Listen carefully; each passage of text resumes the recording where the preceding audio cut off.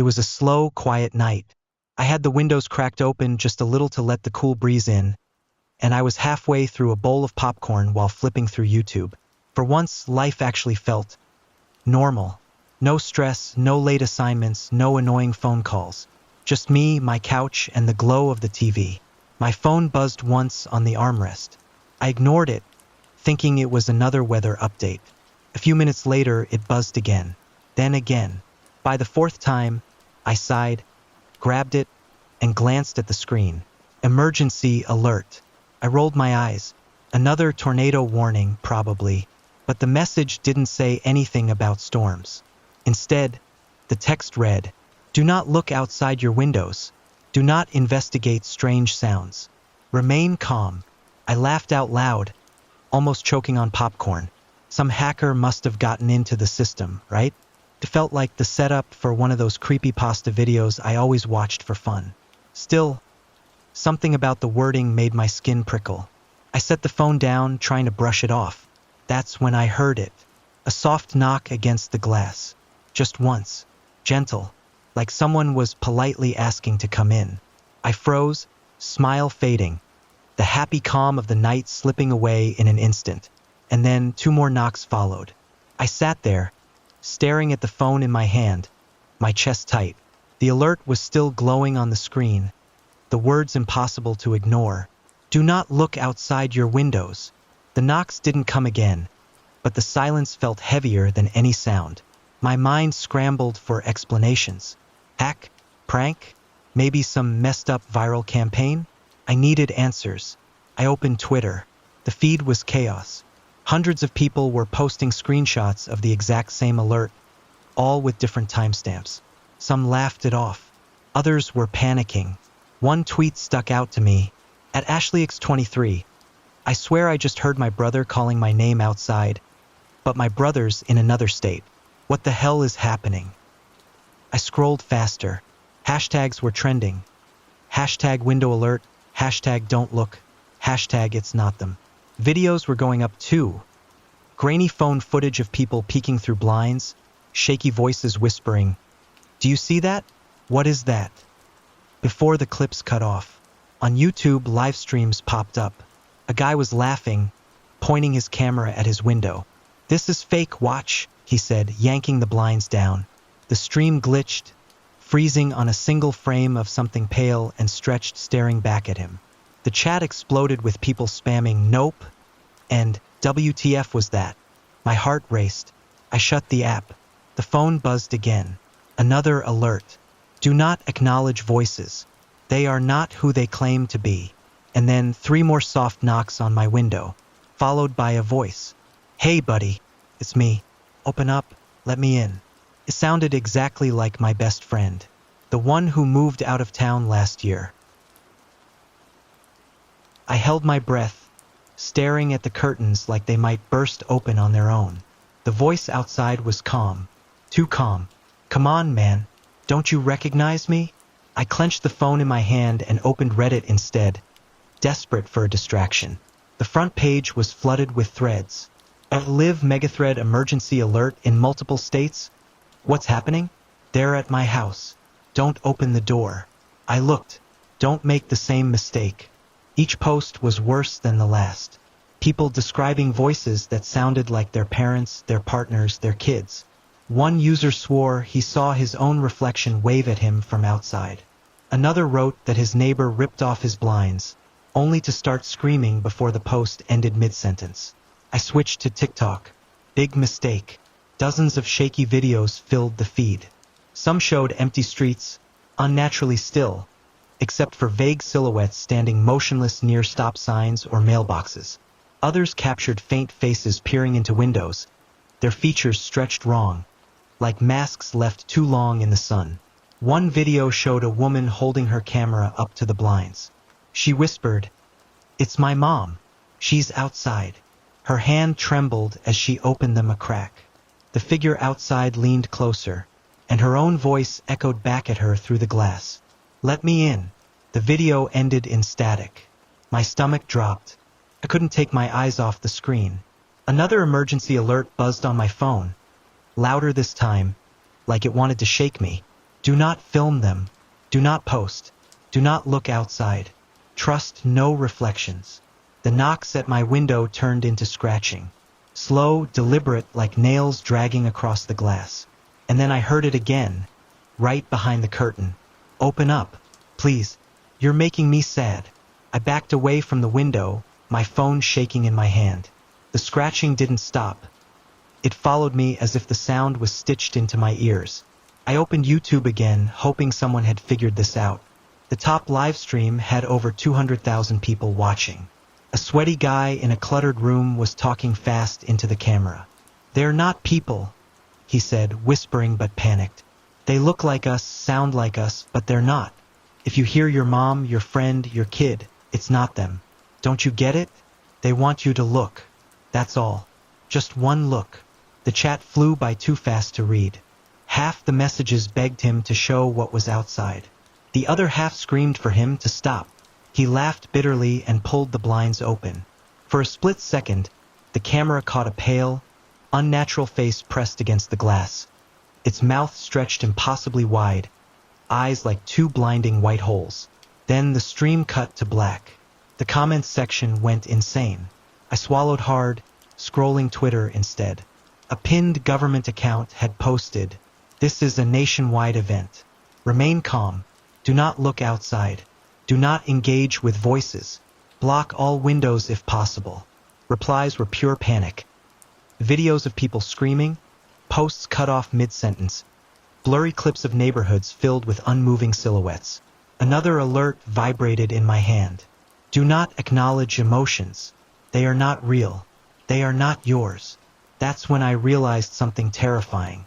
The scratching at my window had stopped, and the house was too quiet. Then my phone rang. The caller ID lit up the screen. It was my mom. The name on the screen burned into my eyes. Mom. I just stared, frozen, as the ringtone played.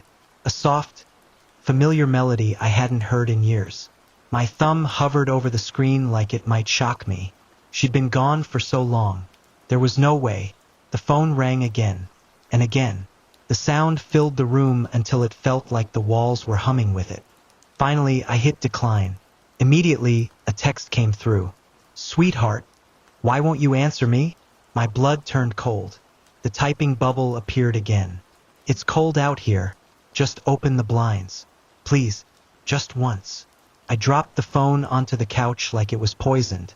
My pulse hammered in my throat. I needed noise, real noise, something human. I turned the TV on, flipping through channels. Almost every station was dead air, the same alert repeating. Only one local news broadcast was still running. Two anchors sitting stiff at a desk, both looking pale and strained. The man on the left kept glancing off camera. His co-anchor smiled too wide, too still, like someone was holding her face in place. "The situation remains under control," the man said, his voice trembling. "Please, remain inside," and the woman turned her head unnaturally slow to face the camera. Her smile stretched, her voice dropping into a whisper that didn't match her lips. "Look outside. They're waiting for you." The feed cut to black. I sat frozen, popcorn still half spilled on the floor, the house around me suffocatingly quiet. Then something new broke the silence. A sound from the back of the house. A window sliding open. The sound was faint but unmistakable. Wooden frame groaning, glass rattling. A window sliding open in the back bedroom. I froze where I stood. Every nerve in my body screamed at me to run, but my legs felt nailed to the floor. I strained my ears, heart pounding so hard I could barely hear over it. Silence.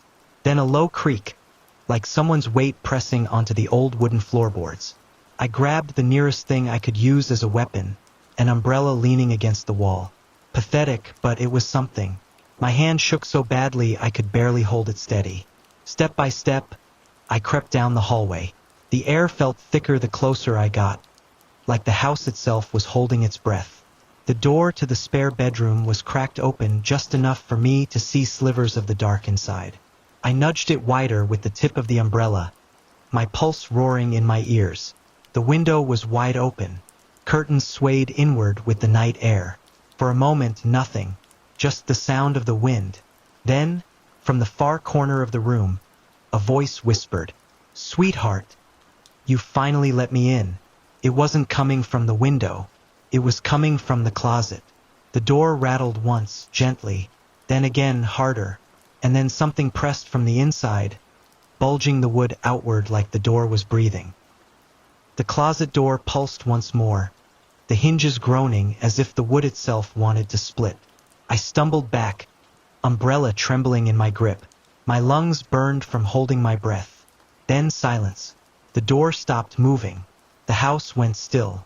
I took one shaky step toward the hallway, every instinct screaming at me to get out, to lock the front door and never come back. My foot had barely touched the creaky floorboard when the voice came again. Closer this time. "You don't have to be afraid of me." The closet door hadn't opened, but the voice wasn't muffled anymore. It was in the room with me. I bolted, slamming the bedroom door shut and sprinting down the hallway. My phone buzzed in my pocket, shrill and violent. Another alert flashing across the screen as I grabbed it. "Warning, emergency alert. Do not attempt to leave your home. Do not attempt to flee. They are already inside." My blood ran cold. The front door loomed ahead. The deadbolt was still locked, chain secure. Everything was exactly as I'd left it. And yet, from the corner of my eye, I saw movement in the living room. A silhouette, standing in front of the window. I gripped the umbrella tighter, my mouth dry. The figure didn't move, didn't speak, just stood there, its head tilted toward me like it was waiting for me to take a single step closer. The TV flickered on by itself. The same emergency message played, but the voice was different this time. Not robotic, not human. It was my own voice, repeating the words, "Do not look outside." The screen buzzed with static, my own voice repeating again and again, "Do not look outside. Do not look outside. Do not look outside." The silhouette by the window twitched, just a small jerk of the head, like a glitch in reality. I took a step back. My heel knocked into the wall. The figure tilted its head toward the TV. The static cut.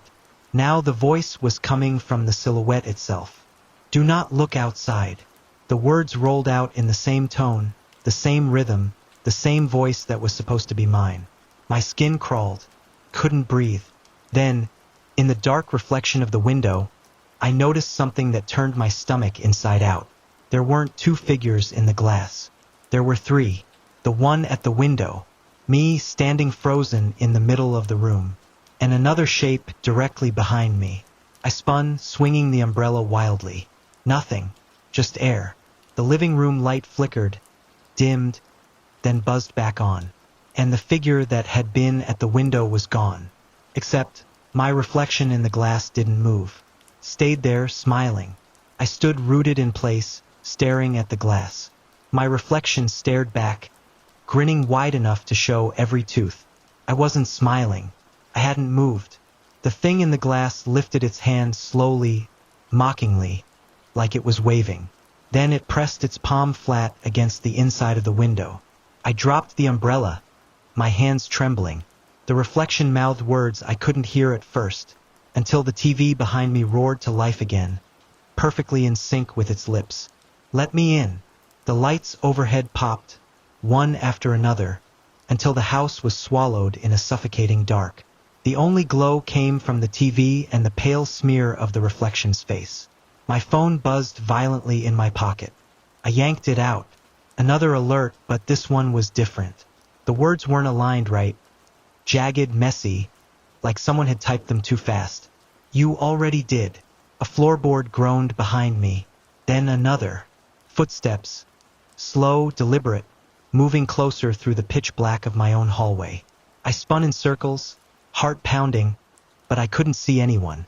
The sound was everywhere. The walls themselves seemed to breathe with it. Then, in the reflection, I saw it. Something tall and crooked standing just behind me. Its head bent so low its face almost brushed my shoulder. The reflection grinned wider. And in my own voice, right against my ear, it whispered, "Do not look outside." I staggered backward until my spine slammed against the wall, my phone still glowing in my hand. The reflection didn't move this time. It only grinned wider, its head tilting at an unnatural angle, teeth too sharp now, too many. The footsteps in the hall grew louder, slow, heavy. I raised the phone like its little glow could save me. My screen flickered and went black. Dead. A whisper slid through the dark, threading around my ears. You shouldn't have looked at me. The air grew cold, heavy, like the house was filling with invisible water. My chest burned with every breath. Then the scratching started again, every window at once. Nails dragging across glass, circling me in stereo, like 100 hands were tracing the edges of my home. I clutched the useless phone to my chest and shut my eyes. The TV hissed back to life. The static formed a shape, faint at first, then clearer. A tall, crooked silhouette standing in what looked like my own living room. But it wasn't live. It was me. The screen showed me standing in front of the TV, staring at the screen, just as I was now. But behind the me in the picture, shadows twisted, reaching. My heart slammed against my ribs. From the hall, something scraped along the floorboards. Closer, closer. And then I realized it. The version of me on the screen wasn't alone anymore. It was smiling. And slowly, so slowly, it turned its head toward the camera. Toward me.